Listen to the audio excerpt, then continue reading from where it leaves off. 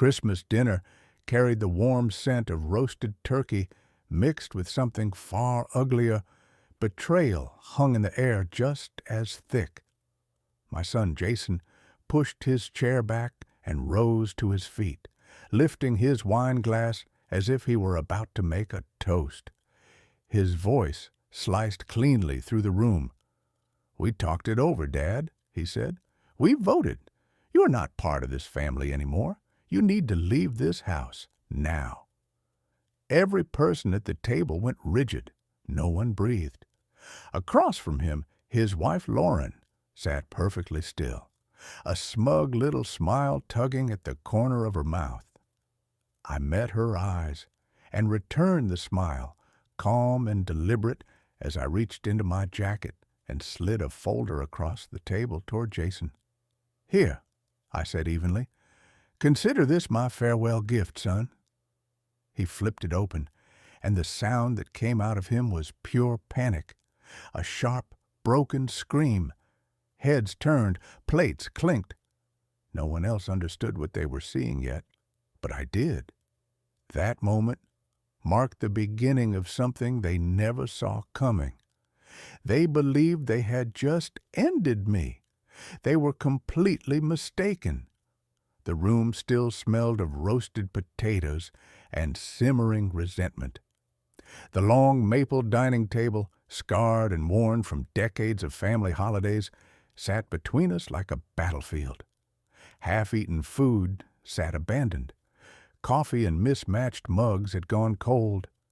Jason stood at the head of the table, face flushed red, waving his arms like he was directing an orchestra made of anger and entitlement. Lauren sat across from me with her arms folded tightly, her polished fingernails clicking against the wood in an impatient rhythm. I wrapped my fingers around my fork, the chill of the metal helping keep me grounded as their voices came at me from both sides. "Dad, we need money," Jason snapped. His tone was sharp enough to make the glassware tremble. "This place is falling apart. You cannot just sit on your savings while we are stuck dealing with this mess." I lifted one eyebrow and kept my voice level. "Sitting on it? I paid off the mortgage on this house before you ever took your first step, Jason. So tell me, what is this really about?" Lauren leaned forward, her smile thin and brittle like frozen water about to crack. "It is about moving forward, Frank," she said. "We want updates, new flooring, new furniture, a modern space. You would not understand." I understood perfectly.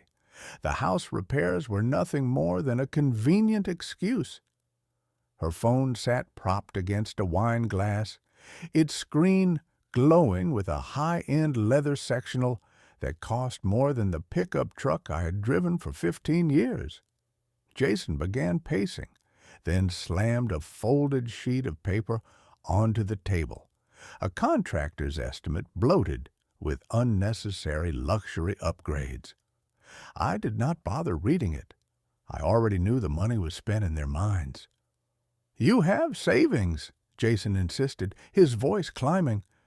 "What is the point of hoarding it? You are not getting any younger." The jab landed hard. I lowered my gaze to the tabletop, tracing a deep scratch near my plate. Jason had carved it when he was 10 years old, using a butter knife while I was washing dishes. Back then, he had looked at me like I could do no wrong. "I have already given you more than enough," I said quietly. "You live here without paying rent. Most people do not get that." Lauren let out a short, sharp laugh wrapped in fake sweetness. "Rent-free? This house is a relic, Frank. We are doing you a favor by staying." Jason slammed his spoon down, the noise echoing through the room. "You are unbelievably selfish. You act like a saint, but all you do is hold us back." The silence that followed was heavy, pressing against my chest. I clenched the fork tighter until my knuckles went pale.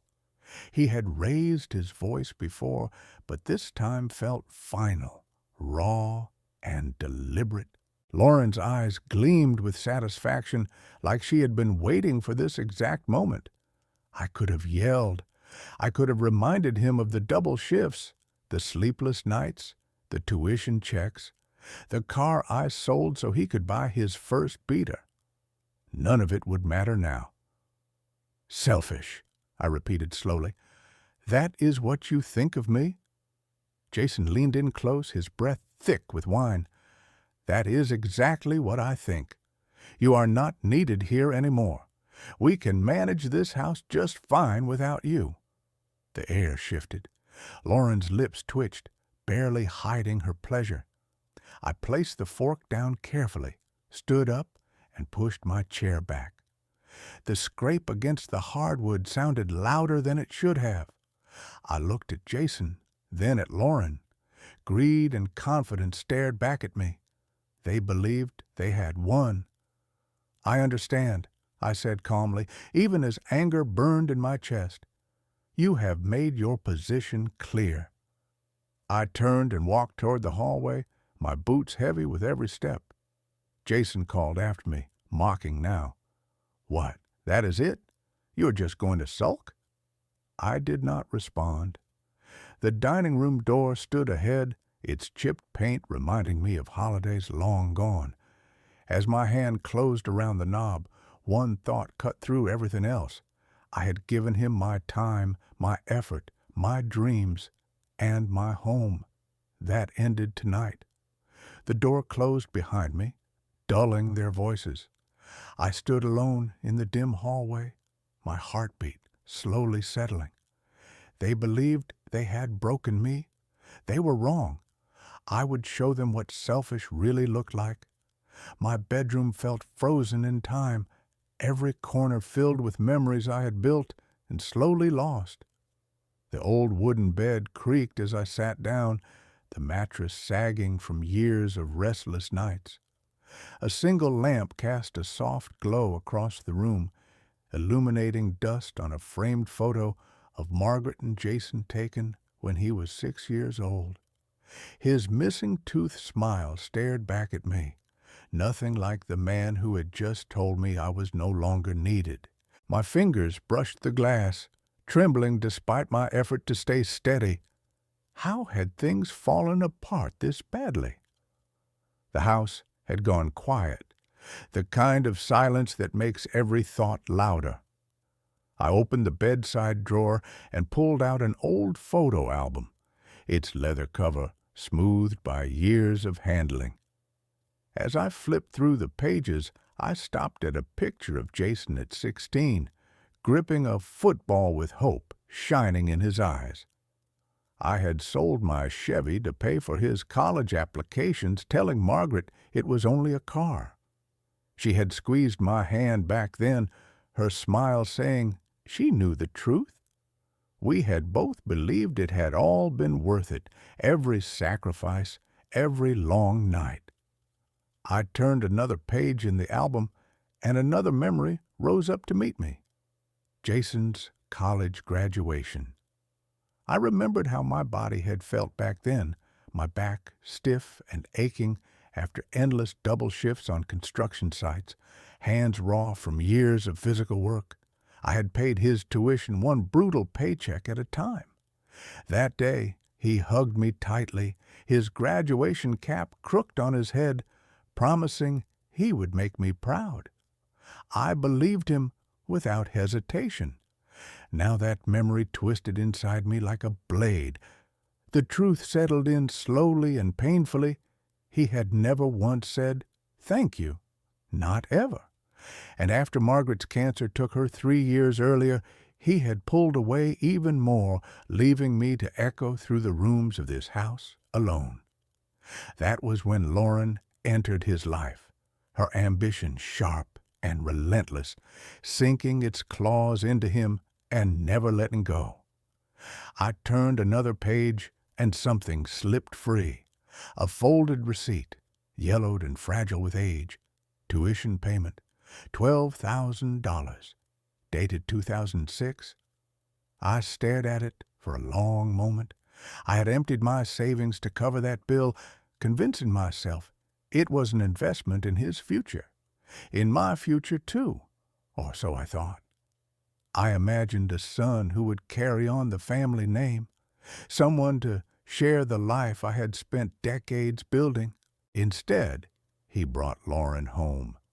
I could still remember the first time she walked through the front door, her cold eyes quietly assessing the house like it was a trophy waiting to be claimed. She changed him, or maybe she just exposed what had always been there. The album snapped shut in my hands. I set it aside and looked again at Margaret's photograph on the dresser.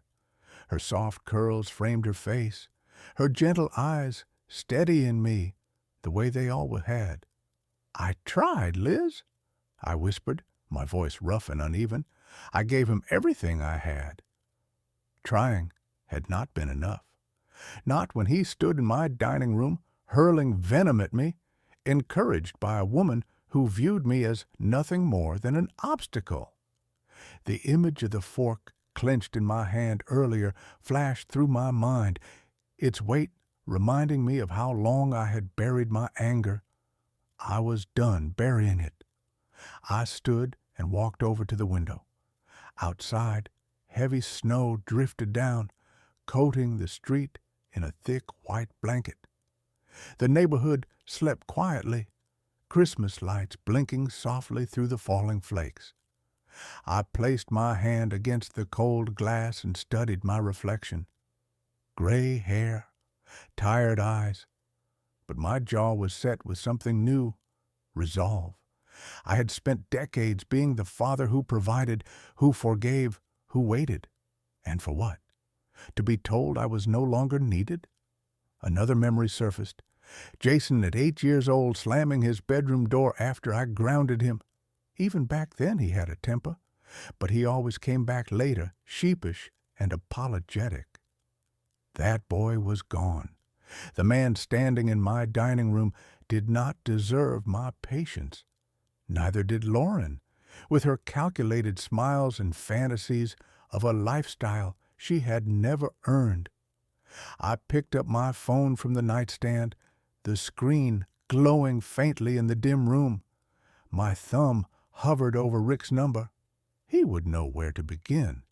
He had seen the worst parts of people and still knew how to fight back. Snow continued to fall, soft but relentless. I was not a victim anymore. I had been their foundation for far too long. It was time to build something new without them. The Maple Leaf Tavern smelled of whiskey, old wood, and years of spilled secrets.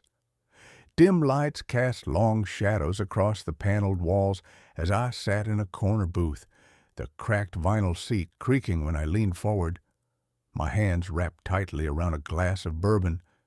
Across from me sat Rick, slowly nursing a beer. His gray sweater looked as worn as his patience. We had been friends since the days we argued over blueprints at an engineering firm in downtown Cleveland, back when life felt straightforward. Now he was a retired attorney with a talent for cutting straight through nonsense. I told him everything, the argument, Jason shouting, Lauren's smug little smiles, the way they tried to carve me apart with words. Rick listened without interrupting, his eyes narrowing as the lines in his face deepened with every detail. When I finished, he set his glass down, the sound sharp in the quiet bar. "They are vultures, Frank," he said flatly. "They think they can strip you bare because you are older. You going to let them?" I swirled the bourbon slowly, watching the amber liquid catch the light. "No," I said, "I am done letting them." Rick grinned, a rare expression that usually meant someone else was about to regret their choices. "Good. Hit them where it hurts. Money, pride, find the weak spot." I nodded, my thoughts already aligning.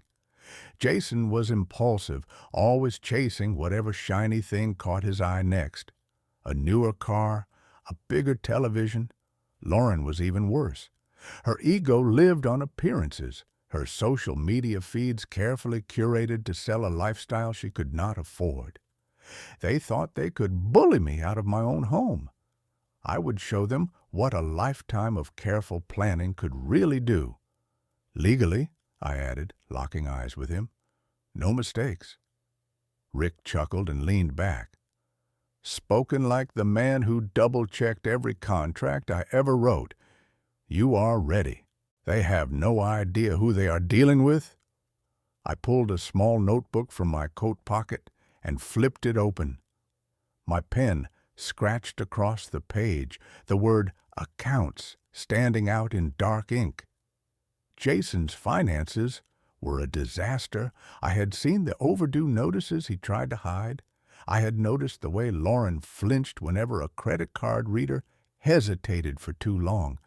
That would be my entry point. "You are scarier than I realized," Rick said, lifting his glass. "To justice." I tapped my glass against his, the bourbon still untouched. "To consequences." The tavern buzzed softly around us, low voices clinking bottles. A jukebox hummed an old country song Margaret used to hum while cooking. I shoved the memory aside. Sentiment would not help me now. Rick leaned forward, lowering his voice.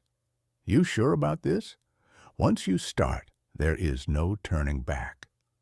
I met his gaze without hesitation. "They made their choice," I said. "Now I make mine." Rick gave a slow nod, a flicker of respect flashing in his eyes. "Then do not hesitate," he said evenly. "Once you start tightening the screws, they will panic." I slid the notebook back into my coat, my fingers brushing against the coarse lining. The plan was already taking shape in my head, the pieces locking together with the same precision I once used when drafting blueprints.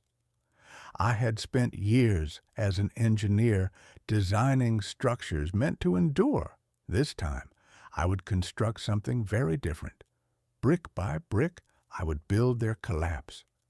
I stood and placed a few bills on the table. The bourbon remained untouched, its surface perfectly still. "Thanks, Rick. I will be in touch." He waved me off without looking up. "Do not call, just act." The door of the tavern groaned as I pushed it open, the cold air slamming into my face. Snow crunched beneath my boots, streetlights washing the empty sidewalk in a dull yellow glow. My breath fogged in front of me, but my thoughts were sharp and focused. Jason believed he could erase me. Lauren believed she was smarter than me. Their entire life rested on a foundation I had poured myself, and I knew exactly where the cracks ran. I walked on as the snowfall thickened, every drifting flake reminding me of the storm I was about to unleash. The kitchen was pitch dark, except for the narrow beam of my phone's flashlight slicing through the shadows. The oak table, once the center of family dinners, had become a battlefield. Papers lay scattered everywhere, bills, receipts, statements, a crumpled notice from the bank.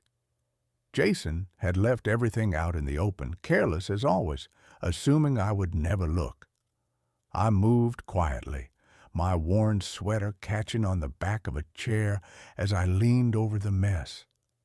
Each document felt like a window into their private world, and I was forcing every one of them open. I lifted a credit card statement, the numbers glaring under the light. $12,000 in debt. Designer clothing, expensive dinners. Half the charges were under Lauren's name, including a $2,000 handbag, more than enough to cover the heating bill twice. A bitter smile pulled at my lips. She had mocked my outdated house while burning money they did not even have. Jason was no better. Late car payments, a premium gym membership he rarely used. Their lifestyle was nothing but a fragile stack of cards, and I was finally ready to knock the first one loose. My hand stopped when I reached a bank notice stamped in red, overdue. They had missed 2 mortgage payments on a small condominium they bought the year before as an investment. Jason had bragged about it over dinner, boasting that it would make them wealthy. Lauren had nodded eagerly, scrolling through photos of luxury lofts on her phone. Now the bank was threatening foreclosure. I copied the account number into my notebook, the sound of my pen scratching painfully loud in the silence. A memory surfaced. Lauren at dinner the week before, sneering as she called my dining room carpet tacky. She had waved her fork like a queen issuing orders, insisting we needed modern elegance. Jason had laughed along while I stared at the family photos on the wall, wondering when my son stopped seeing this house as home. That carpet had been Margaret's choice. She spent hours debating colors before settling on it. They wanted to tear it out, to erase her and erase me. A sudden creak echoed from the hallway. I froze instantly and snapped off the flashlight, plunging the kitchen into darkness. My heart pounded as I pressed myself against the counter. The house was old and always made noise, but I could not afford to be careless. I listened intently. Nothing, just the steady hum of the refrigerator, the distant ticking of the living room clock. I released a slow breath and steadied myself. They were upstairs, probably asleep, completely unaware of what they had handed me. I turned the flashlight back on and continued sorting through the papers. A receipt for a monthly wine club. Another for a spa day Lauren needed. Each line item became another thread in the web I was carefully mapping. Years of engineering had trained me to identify structural weaknesses, the stress points that brought everything down. Their finances were already collapsing. I would make sure they felt every tremor. The notebook grew heavier with every note I added. Dates, balances, account numbers. I slipped the bank notice into my coat pocket, careful not to wrinkle it. This was not only about money, it was about control, about proving I was not the useless relic they believed me to be. I had built this house. I had built this life. They tried to take it without resistance. That was their mistake. Another creak sounded, closer this time. Slow, heavy footsteps coming down the stairs. Jason. I snapped the notebook shut and slid it into my pocket, quickly returning the papers to their messy pile. The flashlight went dark as I moved toward the kitchen doorway, my boots silent against the tile. My fingers brushed the doorframe, the wood cool and familiar beneath my hand. I paused. The footsteps stopped just outside the kitchen. "Dad," Jason called out, his voice thick with sleep and suspicion. I did not answer. My pulse stayed steady. My mind stayed clear. They had handed me exactly what I needed, wrapped in their own carelessness. I eased the door open slightly, the hinges silent thanks to years of my maintenance. The hallway was dark, Jason's shadow stretching at the far end. I slipped through without a sound and disappeared into the shadows of the house I knew far better than they ever would. The attorney's office could not have been more different from my home. Glass walls, gray carpet, air that smelled of coffee and ink. I sat across from Daniel, my coat folded neatly over the chair beside me, a thick folder of notes spread open on the desk between us. Outside the window, the Indianapolis skyline stretched upward, steel and concrete glowing beneath a pale winter sun. Daniel adjusted his glasses and scanned my handwritten figures, his pen clicking thoughtfully as he read. I had known Daniel for years, all the way back to my engineering days, when we worked through contracts for the firm. He had always been sharp, careful, and efficient, the kind of man who did not waste words or time. That had not changed. He lifted his eyes from the papers and studied me closely. "You are certain about this, Frank?" he asked quietly. "This is a serious move." I nodded, keeping my hands flat and steady on the table. "They crossed a line, Daniel. I am taking back what belongs to me." He leaned back in his chair, tapping his pen thoughtfully against his chin. "All right. Then we start with the will. You want Jason removed entirely?" "Entirely." The word landed with weight. Final. A sharp sting of guilt flared in my chest. Jason was still my son. Somewhere deep down, he was still the little boy who once clutched my hand at the county fair, terrified of the Ferris wheel. But that boy was gone. The man he had become had looked me in the eye and tried to throw me out of my own home. I forced the memory away and focused on the documents Daniel slid across the desk. The first was a revised will. Every asset I owned, the house, my savings, everything, was redirected to a local community charity. Jason and Lauren were excluded completely. I read every line with instincts I had developed after decades of reviewing contracts. Each clause was airtight, exactly as I wanted it. I signed my name.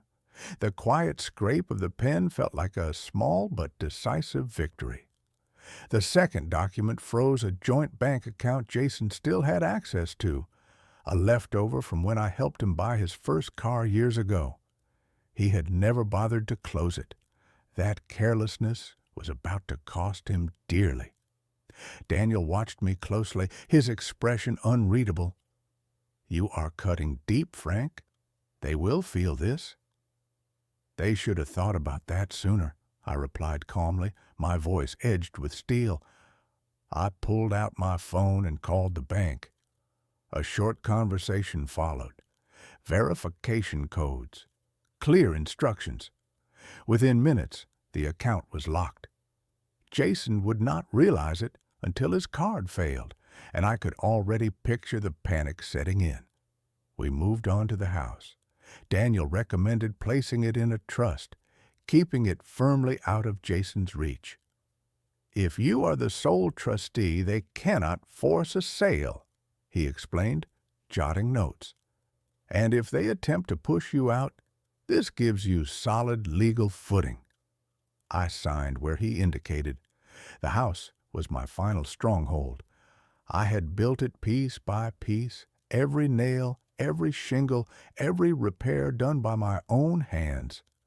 I would not let them turn it into their personal cash machine. With each stroke of the pen, it felt as if I were sealing their fate. Daniel gathered the papers and softened his tone slightly. "You holding up, Frank? This kind of thing takes a toll." I met his eyes, my jaw tight. "It is not easy, but it is necessary." They made their choice. He did not argue.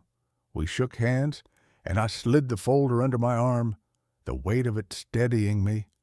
As I headed toward the door, my phone vibrated in my pocket. I checked the screen. Jason. Missed call. My pulse jumped, but I did not answer. He was already feeling the ground shift beneath his feet, even if he did not yet understand why. The office door closed quietly behind me, swallowed by the hum of the city. I stood on the sidewalk as icy wind cut through my coat. Snow dusted my shoulders, melting into the fabric. The folder in my hand felt like a shield, a weapon, a roadmap to justice. Jason's call told me everything I needed to know. He was rattled, and this was only the beginning. I slipped my phone back into my pocket and ignored the second vibration. Let him squirm. I still had work to do. The living room glowed with the flicker of the television, some mindless reality show droning in the background. Jason paced back and forth, gripping his phone like it was his last lifeline. The harsh light from the screen carved shadows across his face. Lauren lounged on the leather couch with her legs crossed, her calm composure standing in sharp contrast to his agitation. I stood just beyond the doorway, concealed in the darkness of the kitchen. The door was cracked open just enough. My phone rested in my hand, recording everything, every raised voice, every careless word.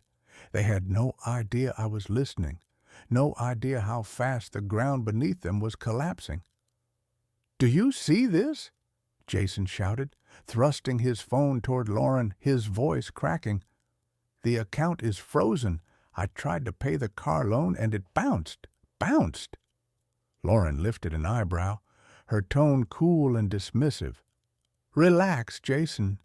It is probably a system error. Call the bank." "I already did." He hurled a magazine onto the floor, pages scattering across the rug. "They said it was locked by the primary holder. That is Dad, Lauren. He did this." I edged closer to the doorway, my fingers tightening around my phone. The bank had moved quickly, just as I hoped. Jason's anger was loud and uncontrolled, but Lauren's reaction was what truly mattered. She shifted slightly, her manicured nails tapping against the couch cushion. "Your father? Why would he even bother?" "Because he is petty," Jason snapped, pacing faster. "He has been sulking ever since we asked for the renovation money. You heard him. He thinks he owns us." Lauren's lips curved into a slow, calculating smile. "Then maybe it is time for him to go. This house is too big for him anyway. We could sell it and move somewhere better, somewhere modern." My chest tightened, but I stayed perfectly still. Sell my house? The home I built with Margaret, where we raised Jason, where her laughter still lingered in the walls? They were not just greedy, they were merciless. I forced my breathing to stay slow and steady, my engineer's mind methodically filing away every word. Every sentence was evidence. Every idea they spoke was fuel. Jason finally stopped pacing, his shoulders sagging. "You really think we can just force him out?" Lauren leaned forward, lowering her voice as if she were sharing a secret. "He is old, Jason, vulnerable. We will say it is for his own good. Find him a small apartment somewhere cheap. The house stays with us. That is only fair." Fair. The word burned through me, but I did not move. My thumb hovered over the phone as the recording continued. They were laying out their plan right in front of me, completely unaware of the trap closing around them. I had always known they were selfish, but what I was hearing now dropped them to a level I never imagined. My home, my entire life, reduced to nothing more than a convenient stepping stone for their ambitions. Jason hesitated, dragging a hand through his hair. "He will not leave quietly," he said. "You know how stubborn he is." "Then we make him leave," Lauren replied, her voice sharp and impatient. "We talk to an attorney and explore our options. He cannot stay here forever, dragging us down with him." The television burst into canned laughter, the sound wildly out of place against the tension in the room. I eased backward, my boot barely whispering against the tile. The shadow from the doorframe brushed across me as Lauren stood and walked to the window, checking the lock with deliberate care. I would give her that. She was methodical, just not methodical enough. My phone vibrated softly as the recording finished saving, their voices now trapped exactly as they were spoken. I slipped fully into the kitchen, my heart pounding, but my thoughts clear and steady. They believed they could outmaneuver me, wipe me out of my own life. But instead, they had handed me everything I needed. Their plan was reckless, sloppy, built on arrogance and entitlement. I would use it. I would turn it back on them and let their own words carve the hole they thought they were digging for me. The kitchen door closed quietly behind me, the sound swallowed by the silence of the house. I stood there in the dark, the phone warm in my palm. They were preparing for a war they did not understand, and I was done waiting. The new lock on the front door gleamed beneath the porch light, its polished brass surface mocking me.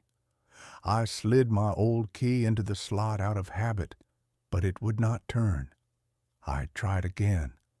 Nothing. I stood there on the stoop, my breath fogging in the bitter air as snow gathered on the shoulders of my worn coat. The house, my house, felt chujoi now, like it belonged to someone else. Jason and Lauren had moved fast, faster than I expected. I pulled the key out and stared at it, then tried once more, the metal scraping uselessly inside the lock. A cold knot tightened in my chest. This was not just retaliation. This was an attempt to erase me entirely. I stepped back and scanned the windows. The living room was dark, curtains pulled tight, but I knew they were inside, probably congratulating themselves. Earlier that day, I had caught fragments of their scheme through a voicemail left by a distant cousin. Jason and Lauren had already hired an attorney, claiming I was unstable and unfit to manage my own affairs. They were telling people I was losing my mind. This lock was not just a barrier, it was a declaration of war. I walked around the house, my boots crunching loudly through fresh snow. The side door was locked as well, a brand-new deadbolt staring back at me. My fingers brushed the doorframe instinctively, and a memory surged up. One summer afternoon, painting it with Margaret, her laughter floating through the warm air as the scent of fresh paint clung to our clothes. The pain hit hard, but I forced it down. Nostalgia would not save me now. I needed leverage, or at the very least, a way to turn this against them. Inside, I imagined Jason pacing, his face flushed, as he barked instructions into a phone. I had seen that version of him before, loud, frantic, desperate to dominate the room. Lauren would be calmer, colder, carefully reshaping the story until their betrayal sounded reasonable. "It is for his own good," she would say. "He cannot live alone anymore." The thought tightened my jaw. They did not know me at all. I pulled out my phone, its glow harsh against the night. Rick's name sat at the top of my recent calls. I dialed and leaned against the garage, lowering my voice. "They changed the locks," I said when he answered, "and they are telling people I am not well." Rick let out a dry, humorless laugh. "Bold move for amateurs. You have a plan?" "I am working on it," I replied, my eyes fixed on the house. "They are digging their own grave. I just need to give them a push." "Do not let them shake you," he warned. "This is fear talking. That is why they are pulling this stunt." Fear or not, they had crossed another line. I ended the call and slid the phone back into my pocket. Snow was falling harder now, muffling the world in white. I walked toward the back door and tested the handle out of habit. Locked, of course. As I turned away, my phone buzzed again. A message lit up the screen. "Linda, Frank, what is going on? Jason says you are not well. Please call me." I stared at the words, my thumb hovering over the screen. They had reached Linda too, spreading their story to anyone who would listen. The betrayal cut deep, but it did not break me. It fueled me. They believed they could isolate me, turn my own family against me. They had underestimated how far I was willing to go to protect what I built. I slipped the phone back into my pocket and walked down the driveway, my steps muted by snow. The street was quiet, Christmas lights glowing warmly in neighboring windows, a cruel contrast to the cold radiating from my own home. At the curb, I stopped and looked back at the locked door. They thought they had won this round, thought they had shut me out for good. But I built that house. Every beam, every nail, every hidden weakness. I knew its secrets far better than they ever would. Let them celebrate. I would find my way back in, one way or another. The cafe smelled like scorched coffee beans and cinnamon pastries, the air thick with holiday chatter and exhaustion. Wooden tables were crowded with shopping bags and half-empty cups. I sat near the front window, both hands wrapped around a chipped ceramic mug, watching steam curl upward in slow, lazy spirals. Across from me sat Sarah, nervously stirring her drink. Her bright red scarf stood out against the gray winter light outside. She had been Margaret's closest friend for decades, one of the very few people who still checked on me regularly after the funeral. Now her eyes were wide with concern, her voice barely above a whisper as she leaned closer. "Frank, I heard something you need to know," she said, glancing around as if someone might be listening. "Jason and Lauren are planning a big Christmas dinner. They invited everyone, Linda, your cousins, the whole family. They are going to make some kind of announcement." I took a slow sip of coffee, keeping my expression neutral. "What kind of announcement?"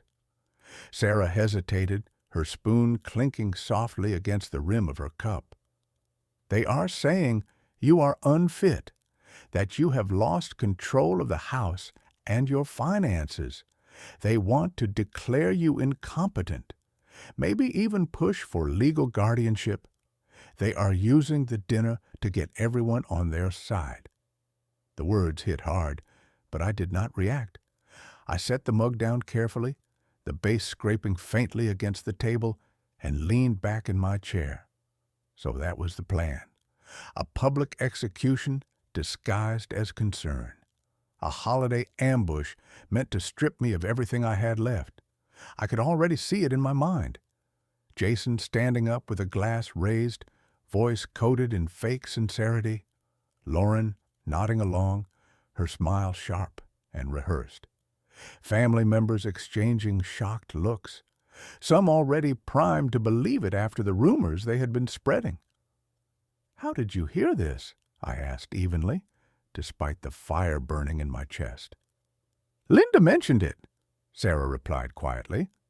"She is worried, but Jason has her half convinced that you are not yourself anymore. Lauren has been calling relatives, telling them you are a danger to yourself." "It is awful, Frank." I nodded and pulled out my phone, opening the notes application. My thumbs moved quickly as I typed, "Christmas dinner, full family, public announcement, incompetent, guardianship." Each word was another piece of their strategy, and I was already turning it over in my head, searching for weak points.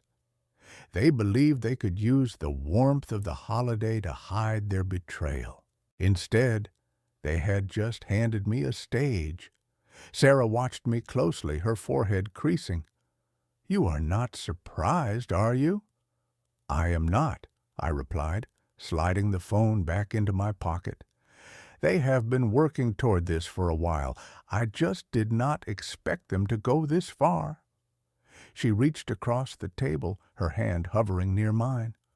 "What are you going to do? You cannot let them get away with this." I met her gaze, my jaw tight. "I will not. They are counting on me to fall apart. They are going to be disappointed." Her expression softened, but she did not argue. She knew me well enough to understand that once my mind was made up, It was done. I stood, left a few bills on the table, and slipped on my coat. The cafe door chimed as I stepped outside, icy air biting at my face. Snow dusted the sidewalk, clinging to my boots as I walked. My phone vibrated again. Another message from Linda, no doubt full of concern and questions I was not ready to answer. I ignored it. The Christmas dinner was meant to be their trap, but it could just as easily become mine. They wanted a spectacle, a moment to secure their victory in front of witnesses. I would give them one, just not the version they expected. Streetlights flickered on as dusk settled, casting long shadows across the snow. I checked my notes again, the words glowing softly on the screen. They had opened the door to their own downfall, and I was ready to walk straight through it. The attorney's office felt like a fortress made of glass and steel, humming with quiet efficiency. I sat across from Daniel, my folder spread open on the polished conference table. Papers lay arranged like a battle map, organized, deliberate, final. Daniel adjusted his glasses as he reviewed everything I had prepared. Eviction notices addressed to Jason and Lauren. Court orders to freeze their shared accounts.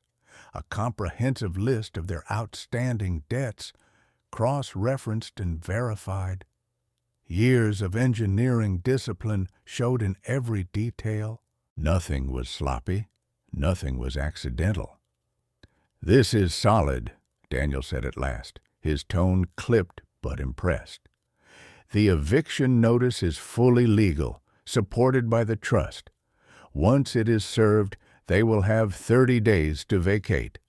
The account freeze is effective immediately. You have them cornered." I nodded and signed the final page. The pen felt heavy in my hand, like a gavel striking wood. Each stroke brought me closer to reclaiming control.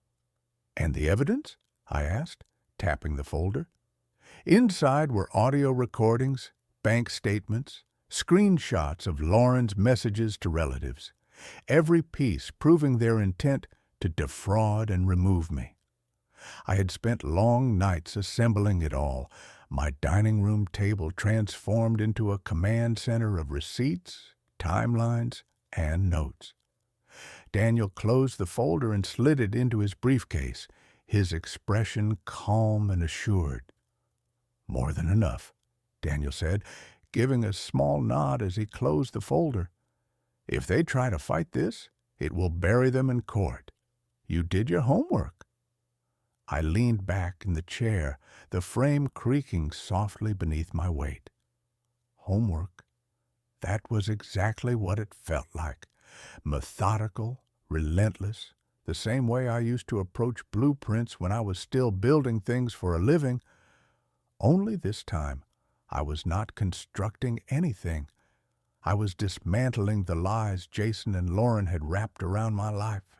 The image of my son, once small enough to fall asleep in my arms, now plotting to strip me of everything I owned, sent a familiar ache through my chest. I shoved it down. Regret would not carry this through to the end. My next stop was the bank, a sterile box wedged into the center of the mall. Gray walls, neutral carpet, posters promising financial peace. A young banker with a slightly crooked tie typed rapidly as I confirmed the freezes on Jason's accounts.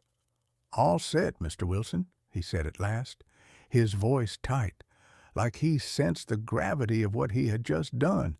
I thanked him and slid the confirmation slip into my folder. The numbers were sealed now. No more designer handbags for Lauren, no more impulsive loans for Jason. Back in Daniel's office, we finalized the final move, a formal letter to be served during the Christmas dinner, clearly outlining their eviction and the legal consequences of their actions.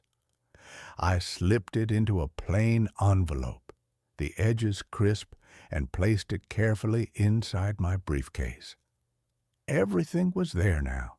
Their debts, their lies, the recordings of them plotting to remove me. It was my final card, and the timing was perfect. Daniel stood and extended his hand. "You are ready, Frank. They will not see this coming." I shook his hand firmly. They never have. Outside, the bank's glass doors closed behind me, swallowed by the mall's holiday noise. Shoppers rushed past with arms full of brightly colored bags while Christmas lights shimmered overhead. I paused, gripping the handle of my briefcase, and glanced at the decorations. For a brief moment, I thought of Margaret, of how she used to string lights across our porch every December. The memory softened me, but only briefly. Jason had made his choice, and now so had I. Snow drifted down as I crossed the parking lot, dusting my coat. My breath fogged the air, but my thoughts were razor sharp. Tomorrow was Christmas Eve, the dinner, their carefully staged performance. They believed they would humiliate me, rally the family, end this on their terms. But I had the folder, the letter, the truth. The lights blinked across the lot, reflecting off fresh snow. I tightened my grip on the briefcase. Let them set the table. I would bring the reckoning. The dining room glowed with warm candlelight, the scent of roasted turkey blending with pine and old memories. The long oak table was covered with a white cloth and set with Margaret's china, each plate a quiet reminder of better years. Family members filled the room, Linda, a few cousins, even neighbors, faces tight with curiosity and unease. Jason stood at the head of the table, wine glass raised, his smile polished to match the new watch on his wrist. Lauren sat beside him, posture perfect, eyes gleaming with confidence. I sat across from them, hands folded calmly, a plain folder tucked beneath my chair. They believed this was their moment. They were wrong. Jason cleared his throat, and the room fell silent except for the faint clink of silverware. "Thank you all for coming," he began, his voice loud and rehearsed. "This Christmas is about family, about moving forward, but there is something we need to address." I watched him closely, my expression steady even as my pulse thudded. The folder beneath my chair felt heavy, its contents sharpened over weeks of preparation. Jason's eyes flicked toward me, disdain flashing across his face. He raised his glass higher, his tone turning firm. "Dad, we have talked about this. You are not well. This house, this life, it is too much for you. We have decided as a family that you are no longer part of it. It is time for you to leave." A collective gasp rippled around the table. Linda covered her mouth. One of my cousins leaned forward, frowning. Lauren's smile widened, thin and sharp, as she nodded in agreement. Whispers broke out. People glanced between Jason and me, waiting for me to fall apart. They had heard the rumors, the lies. Now they expected the collapse. I stood slowly, deliberately, my chair scraping against the hardwood. Every eye locked onto me. The air felt thick, almost heavy. "Is that so, Jason?" I asked calmly. "You have decided I am finished?" He smirked, emboldened by the audience. "It is for your own good, Dad. You will thank us later." I reached beneath my chair and pulled out the folder. Its plain cover drew a few curious looks, but Jason's confidence did not falter. Lauren leaned toward him, whispering something, her fingers brushing his arm. I stepped forward and held the folder out to him. "Then accept a parting gift," I said lightly, my voice edged with steel. "Open it." Jason hesitated. His smirk cracked. Slowly, he took the folder, his fingers grazing the paper as if it might scorch him. The room was utterly silent now, candle flames flickering and casting shadows across his face. He opened it. The first page was an eviction notice, bold and unmistakable, addressed to both him and Lauren. His breath hitched. His hands began to shake as he flipped to the next page, a court order freezing their accounts, then a detailed breakdown of their debts, then transcripts, screenshots, evidence of their plan to remove me and seize control. "What is this?" he shouted, his voice breaking. The folder slipped from his grasp, papers scattering across the table and sliding to a stop beside the turkey platter. "You cannot do this," Jason said hoarsely. "I already did," I replied without raising my voice. I held his stare, unblinking. "You thought you could take my home and my life and pretend it belonged to you. Read the rest. Every page is there, your debts, your plans, your own words." Lauren lunged forward and grabbed one of the documents. The color drained from her face as she scanned it. "This is a lie," she snapped, but her voice wavered, the polish cracking. Around her, people leaned in, reading over her shoulder. The whispers spread, growing louder, turning into stunned murmurs. Linda stood abruptly and picked up a page that had slid near her plate. Her eyes widened as she recognized the screenshots, Lauren's messages, the transcript of the recording, the bank notices stamped in red. "Jason," Linda demanded, her voice sharp and cutting, "is this true? You tried to sell his house?" Jason's wineglass rattled against the table as his hand shook. Red wine spilled across the white cloth. This is not what it looks like," he stammered. I took a step back and let it unfold. The folder had done its job. Lauren's eyes darted around the room, searching for support, but she found only disbelief. Jason's face burned crimson as he scrambled to gather the scattered papers, his hands trembling. I stayed where I was, steady and calm, the weight I had carried for years finally lifting. They had planned the scene. I had rewritten the ending. Someone pointed toward the front hallway, the door framed by dim light. The room swelled with noise, but I did not move. My eyes stayed on Jason. He thought he had destroyed me. Now he was the one coming apart. The dining room had turned into a storm. Wine soaked the tablecloth. Papers were everywhere. Jason collapsed back into his chair, clutching his head. The eviction notice crumpled in his fist. Lauren stood rigid, face flushed, nails tearing into a napkin as she struggled to hold herself together. People were on their feet now, some shouting, others whispering urgently. Their eyes bounced between the evidence and the couple who had betrayed me. I stood at the edge of it all, hands in my pockets, watching their carefully built world unravel. "Jason, explain this," Linda said again, waving a bank statement high. "You told us Frank was losing his mind. This says you plan to sell his house." Jason snapped his head up, panic wild in his eyes. "That is not true. He twisted everything. We were trying to help him." "Help?" my cousin barked, grabbing another sheet. "This is a recording of you plotting to throw him out. You called him a burden." Lauren stepped forward, forcing a smile that did not reach her eyes. Her voice trembled despite her effort to sound calm. "Everyone, please, this is a misunderstanding. We only wanted what was best for Frank." "Best?" Sarah stood, her scarf slipping from her shoulder as she pointed straight at Lauren. "You lied to all of us. You spread rumors, said he was unstable, all so you could steal his home." The room erupted, voices overlapped, guests snatched papers to read for themselves.